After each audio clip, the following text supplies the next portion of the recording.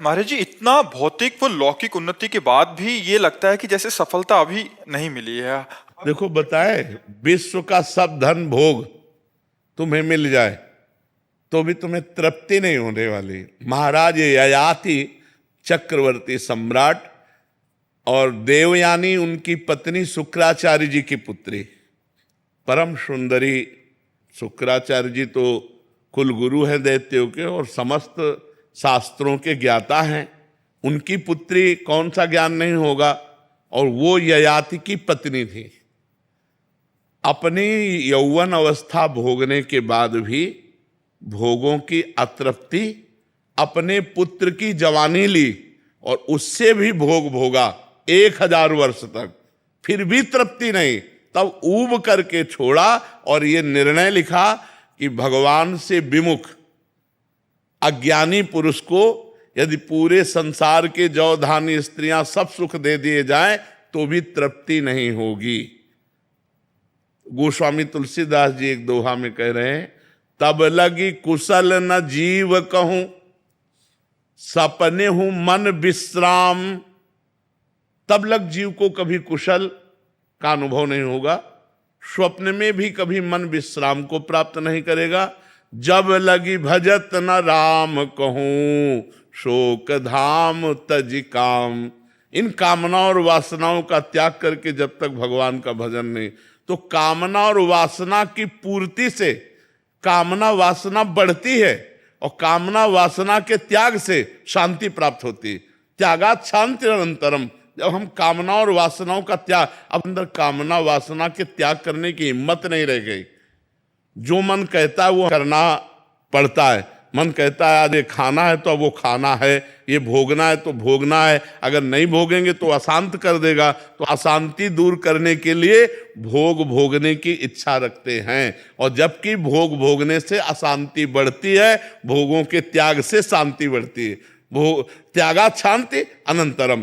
तो हमें चाहिए भगवान की शरण होकर भगवान का नाम जप करते हुए अन्य कामनाओं का त्याग करें तो हमारे पास, तो इन भोगों में, यश कीर्ति में, रुपया पैसा में शांति नहीं। शांति तो भगवान के चरणों में है, भगवान के नाम में है। एक गरीब आदमी हो, भगवान का नाम जप कर रहा हो, भगवान के भरोसों में मस्त। एक अरबपति है, भगवान से विमुख है, वो चिंता है, उसे नींद की गोली खा के सोना होगा। भगवान के आश्रय के बिना शांति मिलना तो असंभव है। ये पक्की बात समझ लो, ये पक्की बात। मन कहता है कि अमुक संख्या धनराशि हो जाए तो मैं, लेकिन अमुक संख्या होने पर उससे बढ़कर कामना हो जाती है और वो कभी तृप्त नहीं होता।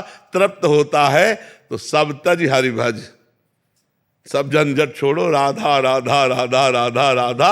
और जैसे भगवान रख रहे वैसे संतोष करो और अपने धर्म से कर्म करो, यही जीवन का लाभ। नहीं तो कभी संतोष के बिना ये कामनाएं कभी नष्ट नहीं होती। बिन संतोष न काम न साही और अछत काम सुख सपने उनाई। और जब तक कामनाएं तब तक अशांति ही अशांति है।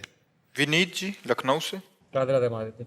राधे राधे महाराज जी। महाराज जी, कल के एकांतिक वार्तालाप में आपने एक साधक से कहा था कि क्रोध से बचने के लिए वो स्थान ही छोड़ दो जब तुम्हें लगे कि अब क्रोध आ सकता है। साथ ही आपने नाम जप का सहारा लेने के लिए भी बोला था। लेकिन अगर किसी व्यक्ति के शुरुआती जीवन में कठोर अनुभवों के कारण क्रोध ही उसका सबसे बड़ा शत्रु बन गया हो और अब वो किसी ऐसे उच्चतम पद पर है जहां उसे निचले पदों के लोगों के साथ रोज व्यवहार करना हो, जो प्राय बदतमीजी और उद्दंडता के साथ व्यवहार करते हैं, ऐसे में वो स्थान भी छोड़ा नहीं जा सकता। महाराज जी, ऐसे में कुछ ऐसे लोग होते हैं जो क्रोध की भाषा ही समझते हैं और कुछ जो होते हैं वो विनम्रता की भाषा समझते हैं। ये हम मानते हैं आपकी बात, इसको हम काटते नहीं हैं।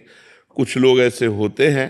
तो कुछ लोगों का स्वभाव होता है ऐसा कि वो क्रोधावेश को देखकर ही मानते हैं। पर हमें क्रोधावेश ना करके क्रोधावेश का नाटक कर रहे तो कैसा लगेगा। हम असलियत में क्रोध ना करें। अगर हम क्रोध करेंगे तो हम रिलैक्स नहीं हो पाएंगे, हमारा हृदय जलेगा और उससे द्वेष करेगा। अगर हम क्रोध का नाटक करेंगे तो हम रिलैक्स रहेंगे। तो हमें लगता है क्रोध ना करके यदि हम क्रोध का नाटक करें, पर नाटक करने में ऐसा लो कि जल्दी में क्रोध में आ जाए, मतलब उसके लिए हमको बिल्कुल तैयार रहना पड़ेगा कि हम केवल नाटक कर रहे हैं। क्योंकि अपने जो नीचे लोग हैं उनको सेवा करानी है, उन सेवा कराने के लिए हमें थोड़ा सा, तो अगर कहीं जरूरत पड़े तो क्रोध का नाटक कर ले, क्रोध ना करे, क्योंकि क्रोध से अपनी भी हानि होती है और दूसरे की भी हानि होती है। क्रोध का नाटक तो हमको भी करना पड़ता है, तो करते हैं, जहाँ जरूरत हुई तो आप क्रोध का नाटक करते हैं। असलियत में भगवान का आश्रय लेकर भजन करते, असलियत में क्रोधी नहीं होना चाहिए, क्योंकि क्रोध जो है वो बुद्धि का अपहरण कर लेता है। ठीक निर्णय नहीं कर पाती बुद्धि, क्या बोलना चाहिए, क्या करना चाहिए। वो उस समय गलत बोल सकता है, उस समय गलत वो क्रिया भी कर सकता है, मान लो पूज्य जनों का अपमान कर सकता है, या जो नहीं करना चाहिए ऐसी हिंसादि दोष कर सकता है। तो हमें लगता है क्रोध से बचे, क्रोध का नाटक करना पड़े तो कर लेना चाहिए, क्योंकि कई जगह जरूरत होती है। आज हमारा जो परिवार बिगड़ रहा है उसका कारण है हम शासन नहीं कर पा रहे, पक्की बात समझ लीजिए।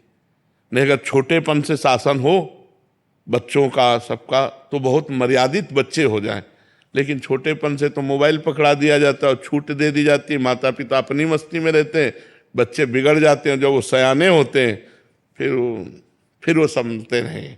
बहुत समस्याएं आ गई, बहुत समस्याएं। अगर बच्चे गलत चल रहे हैं और उनको डांटने की कोशिश करें, उनको संभालने की कोशिश करें, तो कई माता पिता बताए कि वो कहते हैं हम क्या कर लेंगे, और वो बेचारा डर गया कि आपसे तो अच्छा है, जैसे चलो वैसे चलो, काहे को क्या करोगे। तो ये बड़ी समस्याएं समाज में उपस्थित हो रहे। तो क्रोध का नाटक आवश्यक हो तो थोड़ा कर ले, नहीं तो शांत रहे और अपना कार्य जैसे चले वैसे चलावे। क्रोध तो नहीं करना चाहिए, अंदर का क्रोध हानिकारक ही है।